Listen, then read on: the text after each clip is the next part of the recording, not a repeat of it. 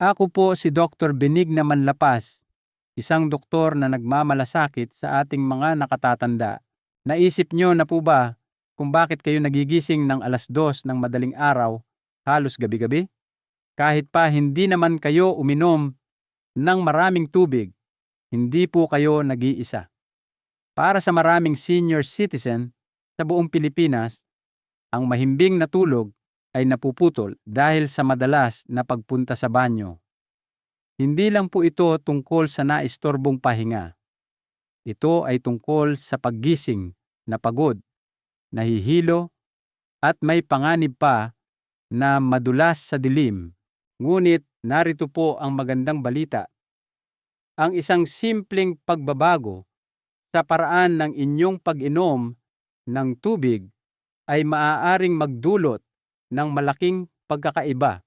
Sa ating pag-uusap ngayon, direkta nating maririnig mula sa isang senior urologist ang tungkol sa isang pagkakamali na ginagawa ng karamihan ng hindi man lang nila namamalayan. Bago po tayo magsimula, nais ko pong marinig mula sa inyo. Mula saang lugar po kayo nanonood nito? At anong oras na po diyan ngayon? Pakiusap, sabihin niyo po sa akin sa mga komento sa ibaba. Kahit isang simpleng sandali lang mula sa inyong araw, lubos ko po itong pinasasalamatan. At kung makita ninyong makakatulong ito, huwag po kalimutang mag-subscribe sa channel para hindi ninyo makaligtaan ang iba pang mga payo. Gabi-gabi, habang mahimbing na natutulog ang mundo, maraming mga lolo at lola sa Pilipinas ang paulit-ulit na nagigising para lang gumamit ng banyo. Sa una, parang maliit na bagay lang ito. Isang bagay na marahil ay kasama sa pagtanda.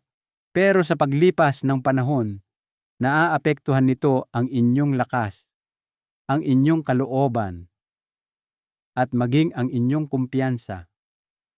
Nakahiga kayo sa kama, dilat ang mga mata, naghihintay na bumalik ang antok. Minsan, hindi na ito bumabalik at ang susunod na araw ay nagsisimula sa pagod, pananakit ng katawan, at pakiramdam ng pagkadismaya. Ngunit huminto na po ba kayo para itanong kung bakit ito nangyayari? Bakit hindi kayo hinahayaan ng inyong katawan na magpahinga sa buong gabi? Unawain po natin ito ng may pag-iingat at pagmamahal. Ang inyong mga bato at pantog ay gumagana na parang isang tahimik na kupunan. Tinasala ng mga bato ang inyong dugo at tinatanggal ang mga dumi na ginagawa nitong ihi. Iniimbak naman ng pantog ang ihi na ito ng ligtas hanggang sa oras na para ilabas ito. Sa araw, ang prosesong ito ay nagpapatuloy ng maayos, ngunit sa gabi may nagbabago. Ang inyong katawan ay idinisenyo upang pabagalin ang produksyon ng ihi para makatulog kayo ng walang abala. Ang balanseng ito ay pinapanatili ng isang hormone na tinatawag na ADH o antidiuretic hormone. Habang kayo po ay nagkakaedad, maaaring bumaba ang produksyon ng hormone na ito sa inyong katawan na nangangahulugang mas maraming ihi ang nagagawa kahit habang kayo ay natutulog.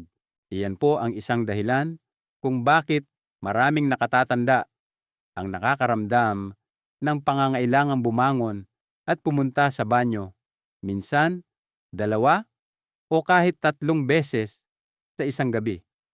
Ang kondisyong ito ay may pangalan sa medikal na siyensya. Ito po ay tinatawag na nocturia. Ngunit ang nocturia ay hindi isang sakit sa ganang sarili. Ito ay isang senyales na may sinusubukang sabihin sa inyo ang inyong katawan. Sa mga nakatatandang individual, isang karaniwang dahilan ay ang paghina ng pantog, tulad ng mga tuhod o kasukasuan na maaaring mawalan ng lakas sa pagtanda. Ang mga kalamnan ng pantog ay nawawalan din ng elastisidad. Maaaring hindi na ito makapag-imbak ng kasing daming ihi tulad ng dati. na nagdudulot ng madalas na pagnanais na umihi. Ngayon, sa mga kalalakihan lalo na, ang isa pang dahilan ay maaaring ang BPH o benign prostatic hyperplasia. Nangangahulugan lamang po ito na bahagyang lumalaki ang prostate gland na dumidiin sa daanan ng ihi at nagpapahirap na ganap na mailabas ang laman ng pantog. Kaya kahit pagkatapos ninyong umihi, may natitirang ihi at mas mabilis na mapuno muli ang pantog. Sa mga kababaihan naman, lalo na pagkatapos ng menopause, ang mga pagbabago sa hormone ay maaaring humantong sa isang sensitibong pantog. Kahit kaunting ihi lang ay maaaring magdulot ng malakas na pagnanais na umihi. At nariyan din ang mga kondisyong pangkalusugan na karaniwan sa mga senior sa Pilipinas tulad ng type 2 diabetes o alta presyon. Pareho po itong maaaring makaapekto sa kung paano gumagana ang mga bato at pantog.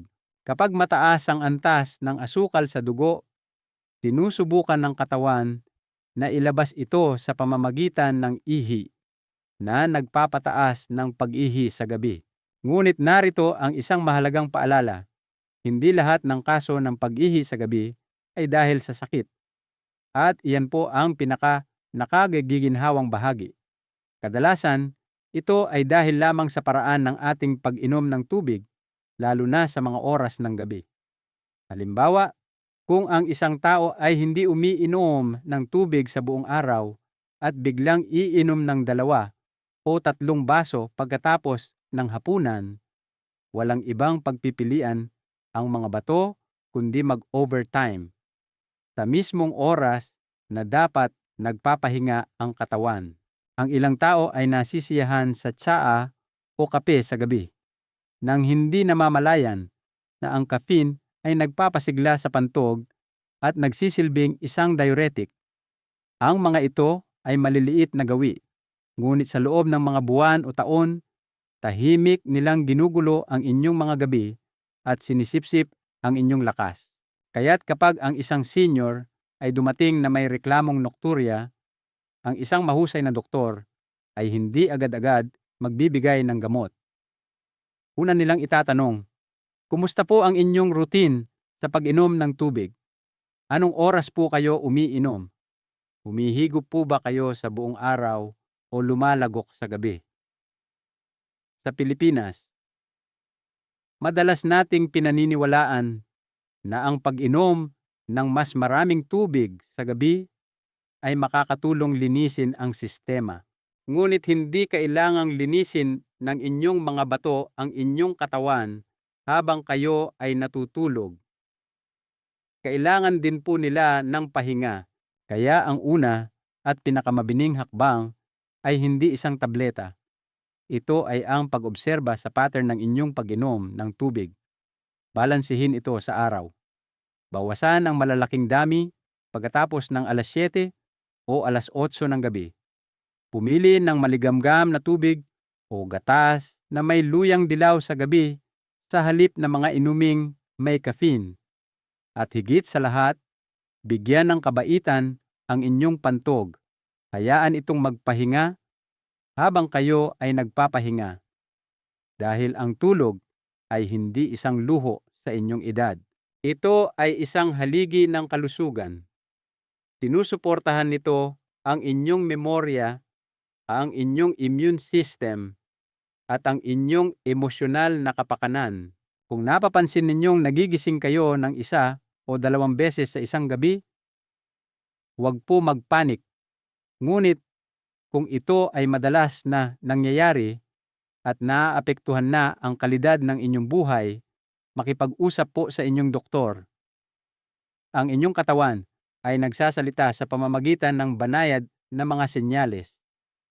Ang nokturya ay isa sa mga ito. Pakinggan ito ng may pag-iingat at tumugon ng may simple at pinag-isipang mga pagbabago.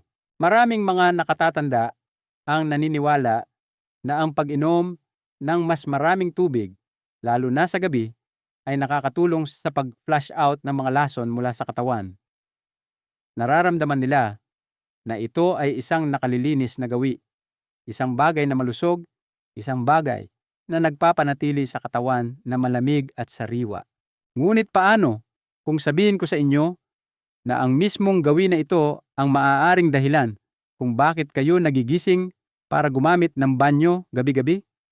Oo, kahit ang mabubuting intensyon, kapag ginawa sa maling oras, ay maaaring tahimik na makagambala sa inyong pagtulog at kalusugan. Unawain po natin kung bakit nang may habag at kalinawan. Kita niyo po, ang inyong mga bato ay napakasipag na mga organo. Sinasala nila ang inyong dugo at tinatanggal ang mga dumi sa anyo ng ihi. Ito ay isang maganda at tahimik na proseso na nagpapatuloy sa buong araw at gabi. Ngunit idinisenyo ito ng kalikasan sa paraang sa gabi, medyo pinapabagal ng inyong mga bato ang kanilang paggana upang makatulog kayo ng mahimbing. Ang inyong katawan ay gumagawa ng isang espesyal na hormone na tinatawag na ADH o antidiuretic hormone na nagsasabi sa mga bato na pigilan muna ang paggawa ng ihi sa gabi. Gayunpaman, kapag uminom kayo ng masyadong maraming tubig bago matulog, ang natural na sistemang ito ay nalulula. Napipilitan ang mga bato na iproseso ang sobrang likido at mabilis na napupuno ang pantog. Bilang resulta, nararamdaman ninyo ang pagnanais na bumangon at pumunta sa banyo kahit 1 oras pa lang pagkatapos ninyong makatulog. Ito po ay isa sa mga pinakakaraniwang pagkakamali na nakikita namin sa mga nakatatandang pasyente dito sa Pilipinas. Ang pag-inom ng 2 o 3 punong baso ng tubig pagkatapos ng hapunan o bago mismo matulog. Ang gawin na ito ay hindi nakakatulong sa katawan. Ginagawa lamang nitong magtrabaho ang mga bato sa oras na dapat sila ay nagpapahinga. Hayaan niyo po akong magbigay ng isang simpleng halimbawa. Isipin ninyo na ang inyong kasambahay ay nagtrabaho buong araw at handa ng matulog. Bigla, binigyan ninyo siya ng isang malaking bunton ng mga pinggan ng 10:00 ng gabi at pinakiusapan siyang hugasan ang mga ito ng agaran. Ganon po mismo ang ginagawa natin sa ating mga bato sa pamamagitan ng pag-inom ng sobrang tubig sa gabi. Ngayon, may isa pang pagkakamali na kasing karaniwan, bagamat mukhang inosente. Maraming mga senyor ang umiinom ng napakakaunting tubig sa umaga at hapon dahil nakakalimutan nila o natatakot silang kailanganing pumunta sa banyo ng madalas kapag nasa labas sila. Pagsapit ng gabi, napagtanto nilang hindi sila sapat na nakainom at bigla sinusubukan nilang bumawi sa pamamagitan ng pag-inom ng marami ng sabay-sabay. Ngunit ang katawan ay hindi nag-iimbak ng tubig na parang kamelyo. Tinatrato nito ang bawat pag-inom ng panibago. Kaya kung uminom kayo ng 3 baso pagkatapos ng 7:00 ng gabi para makabawi sa buong araw, ituturing ito ng inyong mga bato bilang isang panggabing trabaho, hindi bilang pampuno sa balanse sa araw. Ang hindi pantay na pag-inom ng tubig na ito ay nakakalito sa katawan. Nakakaantala dala ito sa inyong pagtulog at sa paglipas ng panahon, pinahihina nito ang kontrol at ritmo ng inyong pantog. May pangatlong pagkakamali na medyo sikat sa mga tahanang Pilipino, lalo na sa mga nakatatanda.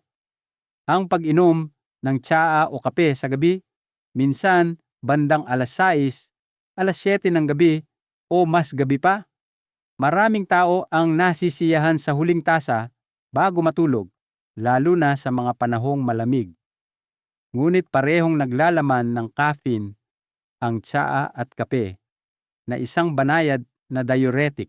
Nangangahulugan ito na hinihikayat nito ang inyong katawan na gumawa ng mas maraming ihi. Iniirita rin nito ang lining ng pantog, kaya't nagiging mas sensitibo ito. Kaya kahit hindi puno ang inyong pantog, nararamdaman ninyo ang pagnanais na pumunta sa banyo. Ito ay partikular na problematic para sa mga senior na ang kapasidad ng pantog ay nabawasan na dahil sa edad. Ang maliit na dami ng likido ay maaaring magparamdam sa kanila na kailangan nilang umihi ng agaran. Sa isang kamakailang pag-aaral mula sa isang urology center sa Maynila, mahigit 70% ng mga senior na pasyente na nagrereklamo ng madalas na pag-ihi sa gabi ay natagpuang walang malubhang sakit, walang diabetes, walang infection, walang paglaki ng prostate, kundi isang hindi magandang routine sa pag-inom ng tubig na tahimik na gumugulo sa kanilang pagtulog. Hindi po nagkukulang ang katawan, sila lamang ay inuutusan itong gawin ang maling trabaho sa maling oras.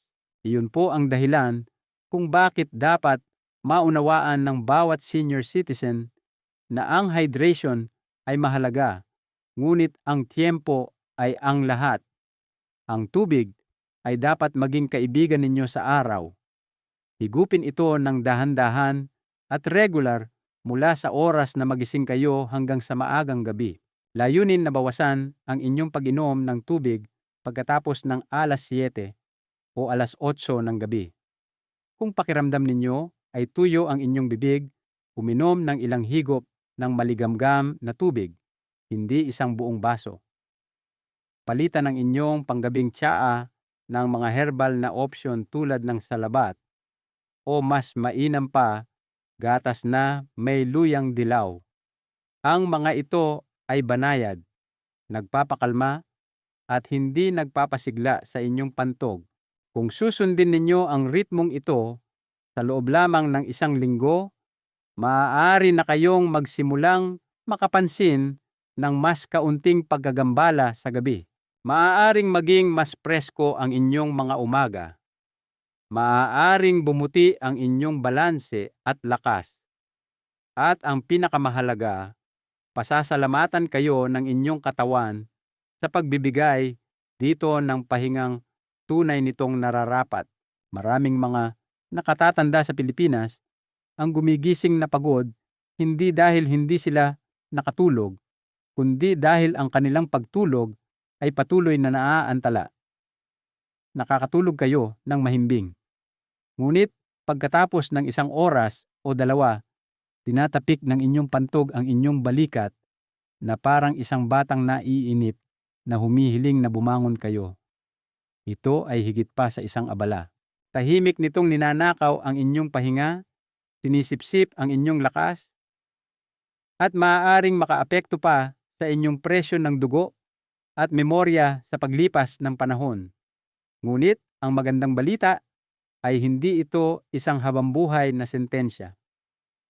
Sa maraming kaso, sa ilang simpleng pagbabago lamang sa inyong mga gawi sa pag-inom ng tubig, maaari kayong makaranas ng tunay na pagbuti. Unawain natin ang tamang paraan ng pag-inom ng tubig. Hindi lamang kung gaano karami, kundi kung kailan at paano. Para sa karamihan ng mga nakatatandang Pilipino, inirerekomenda ng mga doktor ang pang-araw-araw na pag-inom ng 2 hanggang 2.5 litro ng tubig na katumbas ng mga 0 hanggang 2 baso. Ngayon, ang bilang na iyon ay maaaring mukhang marami, ngunit hindi ito nilalayong inumin ng sabay-sabay. Ang sikreto ay nasa pagkakalat ng inyong pag-inom ng tubig ng pantay-pantay sa buong araw, tulad ng sikat ng araw na dahan-dahang bumabagsak mula umaga hanggang takipsilim. Simulan ang inyong araw sa isang basong tubig pagkatapos magising. Nakakatulong ito na natural na i-activate ang inyong panunaw at mga bato. Sa pagitan ng agahan at tanghalian, layuning uminom ng 1 o 2 pang baso. Pinapanatili nitong hydrated ang inyong katawan at alerto ang inyong isipan. Sa hapon, lalo na sa mga mas maiinit na buwan sa Pilipinas, uminom ng 1 pang 2 o 3 baso. Ngunit sa maliliit na higop, hindi lagok. Pagkatapos ng 6:00 ng gabi, dito po pinakamahalaga ang karunungan. Bawasan ang inyong pag-inom ng dahan-dahan. Humigop kung nauuhaw, ngunit iwasan ang pag-inom ng punong baso, lalo na malapit sa oras ng pagtulog.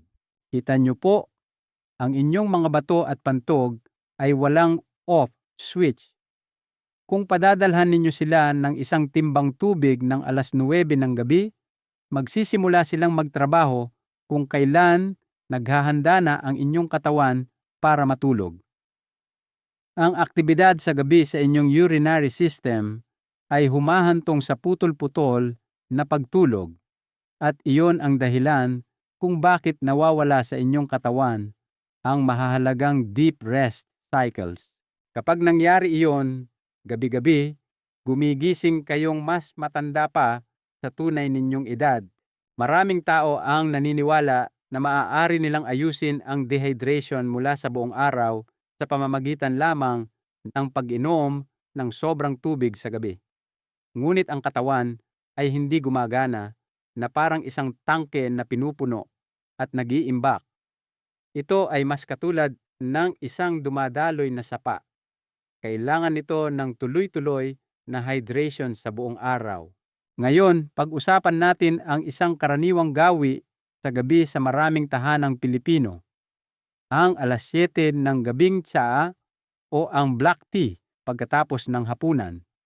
Bagamat nakakaginhawa, ang mga inuming ito ay naglalaman ng caffeine na isang kilalang pampasigla sa pantog. Kahit maliit na halaga, ay maaaring magsenyas sa inyong pantog na maglabas ng laman kahit hindi pa ito puno. Kung nahihirapan kayo sa madalas na pag-ihi sa gabi, maaaring matalinong iwasan ang tsaa, kape, o anumang fizzy drink pagkatapos ng 7:00 ng gabi. Sa halip, isaalang-alang ang paglipat sa mga nakakapakalmang inumin tulad ng gatas na may luyang dilaw. Ang gatas na may luyang dilaw ay hindi lamang nakakatulong sa inyo na makatulog ng mas mahimbing, nakakatulong din itong paginhawahin ang pamamaga at suportahan ang panunaw. At hindi tulad ng mga inuming may caffeine, hindi nito pinagtatrabaho ng sobra ang mga bato sa gabi. Ngayon, narito ang isa pang banayad na gawi na gumagawa ng mga kababalaghan. Gawing routine na bisitahin ang banyo bago mismo matulog kahit na hindi kayo nakakaramdam ng malakas na pagnanais. Ang simpleng hakbang na ito ay nakakatulong na alisin ang laman ng pantog hanggat maaari at maaaring maantala ang susunod na pagnanais ng ilang oras. Kung susundin ninyo ang maliliit na pagsasaayos na ito sa loob lamang ng 1 linggo, maaari kayong makapansin ng pagbabago hindi lamang sa kung paano kayo natutulog, kundi pati na rin sa kung ano ang inyong nararamdaman sa umaga. Maaaring gumaan ang pakiramdam ng inyong katawan, mas kalmado ang inyong isip, at mas positibo ang inyong kalooban. At tandaan po, ang hydration ay hindi lamang tungkol sa tubig. Maraming tradisyonal na pagkain Pilipino tulad ng upo, pipino, tubig ng buko, at maging ang sabaw ng tinola ay nakadaragdag din sa inyong pang-araw-araw na fluid intake sa isang malusog na paraan. Ngunit muli, ang tiyempo ang susi. Ang mga hydrating na pagkain ito ay pinakamainam na kainin bago lumubog ang araw, hindi sa hapunan. Namuhay kayo ng isang buhay na puno ng mga responsibilidad, mga hamon, at pagsusumikap. Ngayon sa yugtong ito ng buhay, nararapat sa inyo ang pahinga na malalim at nakapagpapagaling. At ang tulog, mahal kong kaibigan, ay isa sa mga pinakamakapangyarihang gamot na ibinigay sa atin ng kalikasan. Kaya huwag hayaang nakawin ito ng maliliit na pagkakamali. Ituring ang inyong tubig na parang inyong tungkod. Matatag, sumusuporta, at nasa tamang oras. Hindi minadali, hindi kinalimutan. Hayaan ninyong maging tahimik ang inyong mga gabi. Hayaan ninyong maging buo ang inyong tulog. At hayaan kayong salubungin ng inyong mga umaga ng may lakas at kapayapaan. Habang papalapit po tayo sa dulo ng ating pag-uusap, nais ko pong kausapin kayo mula sa puso ng may pagmamahal tulad ng isang doktor ng pamilya na tunay na nagmamalasakit. Ang paggising sa gabi para umihi ay isang bagay na nararanasan ng maraming senior. At oo, nagiging mas karaniwan ito habang lumilipas ang mga taon. Ngunit hayaan niyo po akong sabihin sa inyo ang isang bagay na mahalaga. Ang madalas na pag-ihi sa gabi ay hindi lamang isang bahagi ng pagtanda. Ito ay isang bagay na maaari ninyong pamahalaan at kahit na mapabuti gamit ang mga tamang gawi. Hindi po ito tungkol sa pag-inom ng mas kaunting tubig. Iyan ay isang pagkakamali na ginagawa ng maraming tao. Tinitigil nila ang pag-inom ng tubig para maiwasan ang paggising sa gabi. Ngunit ang tunay na kailangan ng inyong katawan ay tubig sa tamang oras, sa tamang dami, at may tamang ritmo. Isipin niyo po ito na parang pag-aalaga ng isang maliit na halaman. Hindi ninyo ito binubuhusan ng maraming tubig sa gabi. Dinidiligan ninyo ito ng dahan-dahan sa araw para manatili itong malusog nang hindi nakakaistorbo sa gabi. Kung ang inyong mga gabi ay putol-putol, ang inyong tulog ay hindi kumpleto, at ang inyong mga umaga ay matamlay, alamin po ninyo na hindi kayo nag-iisa. Libu-libong mga nakatatanda sa buong Pilipinas ang eksaktong nakakaramdam ng pareho, at karamihan sa kanila ay walang malubhang karamdaman. Hindi lang nila napagtanto na ang isang maliit na pagbabago sa kanilang routine sa pag-inom ng tubig ay maaaring maibalik ang kapayapaan sa kanilang mga gabi. Kaya ngayon, nasa inyong mga kamay na ang kaalamang iyon, at ang kaalaman ay isang magandang bagay. Nagbibigay ito sa inyo ng kapangyarihan ng walang pressure. Gawin po ninyo ang pagbabagong ito ng dahan-dahan. Huwag itong pilitin. Magsimula sa kamalayan. Obserbahan ang inyong mga gawi sa pag-inom. Subukang humigop ng mas maraming tubig bago mananghalian at bawasan pagkatapos ng 6:00 ng gabi. Palitan ang panggabing tsaa ng gatas na may luyang dilaw o salabat. Pumunta sa banyo bago matulog, kahit na maliit lang ang pagnanais. Ito ay maliliit na hakbang, ngunit ang maliliit na hakbang ang naghahatid sa inyo pauwi. At kung nasubukan na ninyo ang lahat ng ito at napapansin pa rin ninyong nagigising kayo ng maraming beses bawat gabi, huwag po kayong mag-atubiling kumonsulta sa inyong doktor o bumisita sa isang urologist. Minsan, maaaring may mga kondisyon tulad ng lumaking prostate o hindi kontroladong asukal sa dugo, ngunit ang mga ito ay maaaring magamot. Huwag kailanman sarilinin ang inyong discomfort. Walang kahihiyan sa pagtatanong tungkol sa inyong kalusugan. Ginugol ninyo ang inyong buhay sa pag-aalaga sa iba. Ngayon, pagkakataon na ninyo na alagaan, dahil ang masarap na tulog ay hindi isang luho sa katandaan. Ito po ay gamot. Pinapagaling nito ang puso.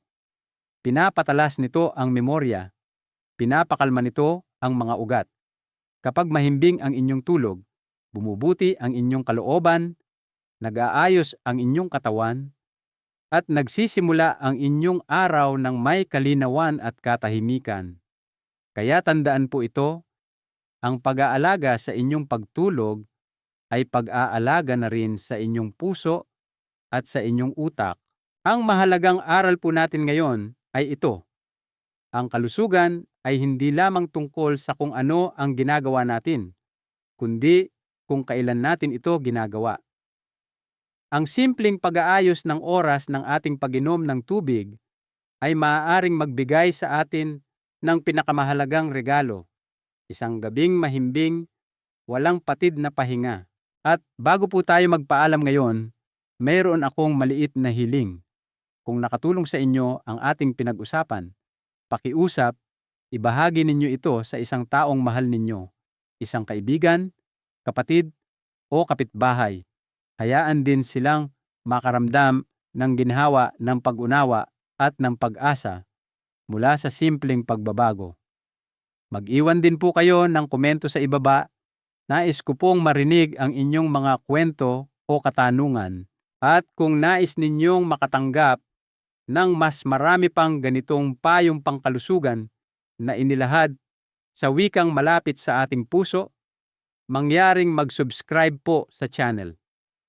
Nagsasalita po kami ng may pagmamahal, nagsasalita kami ng malinaw, at nagsasalita kami para sa inyo.